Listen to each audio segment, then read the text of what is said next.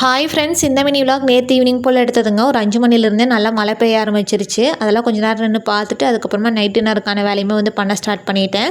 சப்பாத்தி இது கூட முட்டை கிரேவி தாங்க செஞ்சுருந்தேன். ஃபஸ்ட்டு இந்த கிரேவி செய்கிறதுக்கு கடாயில் கொஞ்சம் ஆயில் ஆட் பண்ணிவிட்டு பட்டை, கிராம்பு, சோம்பு, 2 பெரிய வெங்காயம் பொடியாக கட் பண்ணது, 1 ஸ்பூன் இஞ்சி பூண்டு பேஸ்ட்டு, கருவேப்பிலை சேர்த்து நல்லா வதக்கிட்டு 2 தக்காளி, ஒரு பச்சை மிளகாய் மிக்சியில் போட்டு அடித்து எடுத்து வச்சுருக்கேன். அதையும் சேர்த்து இந்த மாதிரி நல்லா கலந்து விட்டுக்கலாங்க. மசாலாஸ்க்கு மஞ்சள் தூள், மிளகாய் தூள், கறி மசால் தூள், பெப்பரை சேர்த்துருக்கேன். இதெல்லாம் உங்கள் காரத்துக்கு தகுந்த மாதிரி சேர்த்துக்கோங்க.